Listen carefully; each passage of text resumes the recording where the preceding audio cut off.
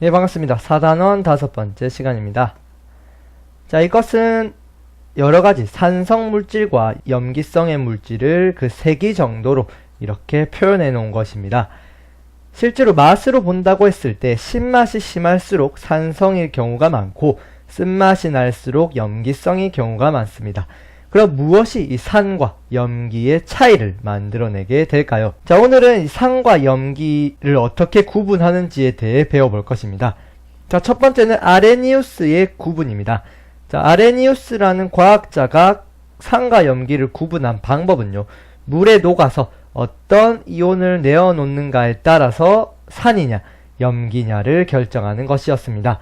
자, 산 같은 경우 물에 녹아서 바로 수소이온을 내어놓는 물질을 바로 아레니우스 산이라고 정의를 하였는데요. 예를 들어서 염산이 있습니다. 수소와 염소가 만나 있는 이 염산이 물에 녹게 되면 바로 이렇게 뜯어지면서 수소이온과 염화이온으로 나누어지게 됩니다. 이렇게 되면 원래 염산이 이온화되면서 바로 수소이온을 내어놓기 때문에 이 염산을 바로 산이라고 이름 붙이는 것입니다. 자, 염화수소 말고도 바로 황산 그리고 아세트산 같은 경우도 이런 수소이온을 물에 녹아서 내어놓을 수 있기 때문에 바로 산에 해당하는 것이죠. 자, 그렇다면 염기는 무엇을 내어놓느냐 하면 바로 수산화이온을 내어놓는 것이 바로 아레니우스 염기라고 정의했습니다. 자, 예를 들어서 수산화 나트륨 같은 경우 물에 녹으면 나트륨 이온과 수산화 이온으로 뜯어지게 됩니다. 역시 수산화 나트륨이 물에 녹아서 수산화 이온을 내어놓기 때문에 아레니우스는 이것을 염기라고 정의하였죠. 예시는 수산화 나트륨, 수산화 칼륨, 염화 암모늄 이렇게 수산화 이온들이 달려있는 물질들이 바로 염기에 해당한다 하였습니다. 하지만 아레니우스의 이런 구분은 한계점을 가지고 있었습니다. 바로 물에서만 적용이 가능하다는 것인데요. 실제로 암모니아 같은 경우 물에 녹으면 염기성을 나타내게 됩니다. 자, 아레니우스 구분에 의하면 수산화 이온이 있어야 염기성을 나타낼 수 있는데 암모니아는 수산화 이온이 있지 않음에도 물에 녹아서 염기성을 나타내는 물질로 작용을 했다는 것입니다. 이 설명에는 한계가 있다고 생각하였고 이번에는 브랜스테드, 로우리의 정의가 등장하게 됩니다. 바로 수소이온을 주거나 받거나를 통해서 산과 염기를 결정한다는 것인데요. 산 같은 경우는 수소이온을 다른 물질에게 주는 물질을 바로 산이라고 하였습니다. 자, 예를 들어서 염화수소 같은 경우 여기 있는 물에다가 여기 있는 수소이온을 이렇게 건네줄 수가 있습니다. 이렇게 되면 염화수소에는 이온만 남게 되는데 이 염화수소가 이 수소이온을 다른 물질인 물에 주었기 때문에 염화수소는 산이라고 부를 수 있는 것입니다. 수소를 주는 물질인 산에는 바로 염화수소, 황산, 아세트산 같이 역시 수소이온이 달려있는 이런 물질들이 바로 브랜스테드 로우리의 산입니다. 아레니우스 산과 굉장히 유사하다고 보시면 되죠. 하지만 염기를 설명하는 데서 차이가 나는데 브랜스테드 로우리는 수소이온을 다른 물질에게 받는 물질을 염기라고 하였습니다. 여기서 보면 물이 염화수소에게 수소를 받았기 때문에 바로 염기로서 작용을 한 것이죠. 자, 다른 예로 들면 바로 앞에서 설명하지 못했던 암모니아가 있는데 이 암모니아 같은 경우 여기 물에 있는 수소이온을 바로 받아버릴 수가 있습니다. 그렇게 되면서 암모늄 이온이 될 것이고 물은 수산화 이온이 되는데 여기서 암모니아가 수소이온을 받았기 때문에 암모니아는 염기로서 작용을 한 것이죠. 자, 이런 수소이온을 다른 물질에게 받는 물질로는 바로 암모니아, 수산화 칼륨, 염화 암모늄 같은 물질들이 바로 염기로서 작용을 하는 것이죠. 자, 하지만 암모니아와 물 같은 경우에서 보듯이 암모니아가 염기로 작용했으니 물은 산으로서 이번엔 작용을 했는데 위쪽에서는 물이 염기로 작용하고 아래쪽에서는 물이 산으로 작용을 했죠. 이처럼 산과 염기 양쪽 모두로 작용할 수 있는 물질을 바로 양쪽성 물질이라고 표현을 하기도 합니다.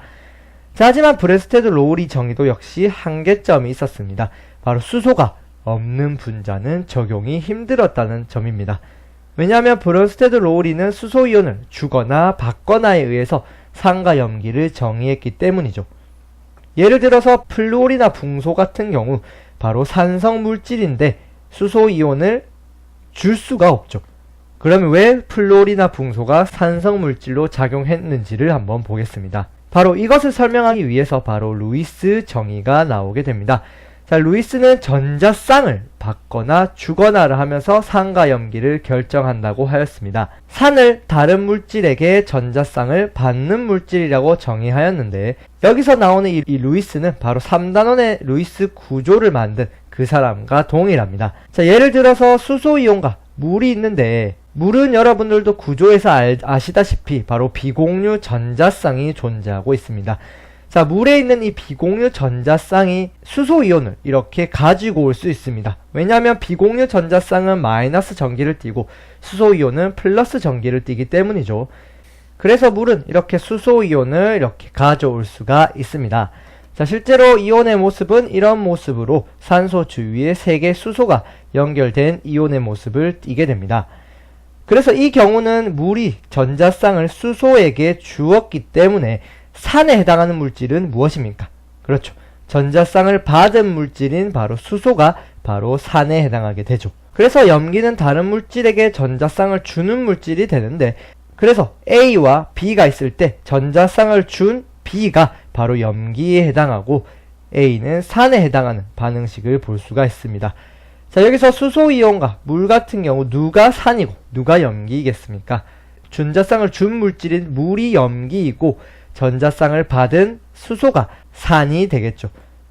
그래서 루이스는 이렇게 전자쌍을 주고 받는 것에 의해서 산과 염기를 결정을 지은 것입니다. 대표적인 금방 앞서 말했던 예로 산플루오리나 붕소가 있는데, 이 산플루오리나 붕소가 왜 산이냐 하면 바로 암모니아 같이 전자쌍이 비공유 전자쌍이 있는 물질에게서 전자쌍을 받을 수 있기 때문이죠. 그래서 전자쌍을 받았으니 산으로 플루오리나 붕소는 작용할 수가 있고, 암모니아는 여기서 염기로 작용할 수가 있는 것이죠. 그래서 실제 반응식을 보면 이런 식으로 나타낼 수가 있고, 암모니아를 바로 루이스 염기라고 부르고 산플루오리나 붕소를 루이스 산이라고 부를 수 있는 것이죠. 자, 그래서 오늘 우리는 산과 염기에 대해 3가지에 대한 구분을 봤는데, 아레니우스는 수소이온을 내어놓는 물질을 산, 수산화이온을 내어놓는 물질을 염기라 했고, 브론스테드 로우리는 산을 수소이온을 내어놓는 물질, 염기를 수소이온을 받는 물질이라 하였습니다. 마지막 루이스 정의는 산이 전자쌍을 받는 물질, 염기를 전자쌍을 주는 물질이라고 하였죠. 다소 복잡하지만 이런 정의들을 잘 알아두시는 게 중요합니다.